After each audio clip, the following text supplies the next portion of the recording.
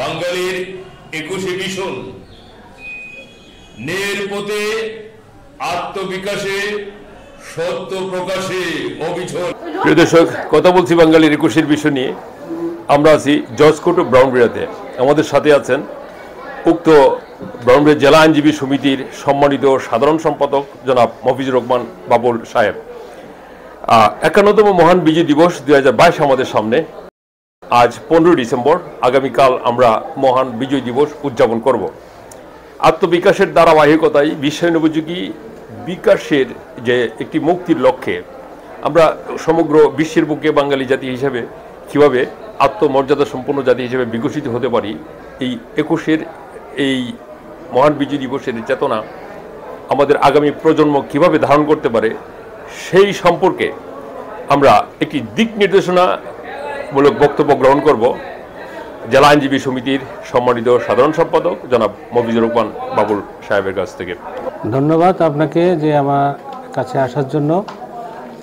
যে আগামীকাল 51তম আমাদের মহান বিজয় দিবস, এই বিজয় দিবসকে কেন্দ্র করে আমরা সমগ্র জাতি আমরা এটি উদযাপন করি এবং গর্ববোধ করি যে আমরা একটা স্বাধীন রাষ্ট্রের নাগরিক হিসেবে, এবং এই প্রজন্ম, আগামী যে প্রজন্ম আছে তাদের প্রতি আমার বক্তব্য হলো যে আমরা মহান স্বাধীনতা যুদ্ধে জাতির জনক বঙ্গবন্ধু শেখ মুজিবুর রহমানের নেতৃত্বে এই দেশ স্বাধীন হয়েছে, এবং যারা শহীদ হয়েছে তাদের প্রতি আমাদের সারা জীবন তাদের প্রতি আমাদের কৃতজ্ঞতা থাকবে যে তাদের রক্তের বিনিময়ে আমাদের দেশ স্বাধীন হয়েছে।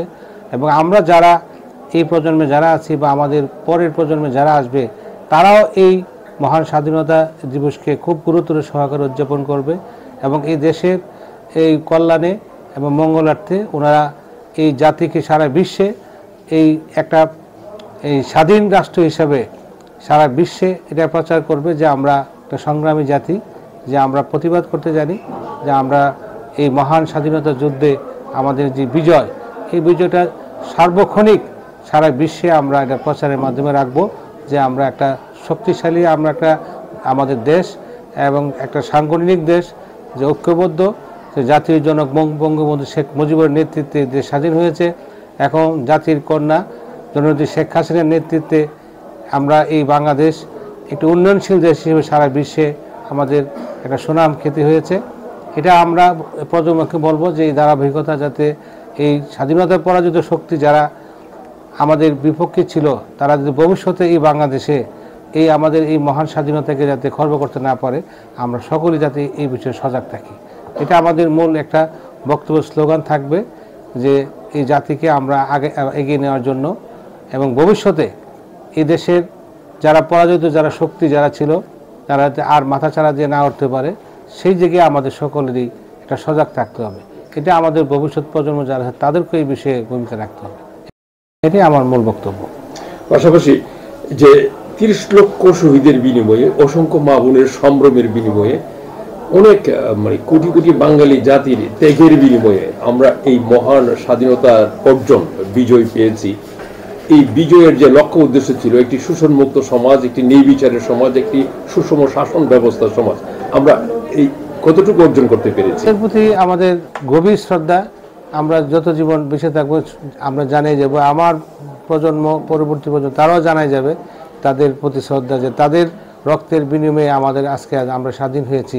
একটা স্বাধীন দেশের আমরা বসবাস করতেছি। আমি নিজেকে গর্ববোধ করি যে একটা স্বাধীন দেশের নাগরিক হিসেবে আমি ব্রাহ্মণবাড়িয়া জেলা আইনজীবী সমিতির 2বারের সাধারণ সম্পাদক হয়েছি পরপর, যে আমি এই কারণে যে আমি একটা স্বাধীন রাষ্ট্রের নাগরিক, এটা আমার জন্য বড় পাওয়া। আর তার স্বাধীনতার যুদ্ধে যারা শহীদ হয়েছেন তাদের পরিবারের প্রতি আমাদের সবসময় তাদের প্রতি একটা সমবেদনা থাকবে, তাদের প্রতি আমাদের কৃতজ্ঞতা থাকবে। তারা যাতে এই যে তাদের যে ক্ষতিটা হয়েছে, তাদের ক্ষতির বিনিময়ে এই জাতি বড় যে একটা অর্জন হয়েছে, এটা তাদেরকে মনে রাখতে হবে যে না, তাদের রক্তের বিনিময়ে, তাদের পরিবারের রক্তের বিনিময়ে আজকে দেশ স্বাধীন হয়েছে। আমরা আশা করি তাদের যে ক্ষতিটা হয়েছে এই দেশের জন্য, তারাও এই জাতির জন্য প্রাণ দিয়েছে, তারপর তাদের পরিবারও একটা গর্ববোধ করে যে তারা জাতির শ্রেষ্ঠ সন্তান হিসেবে।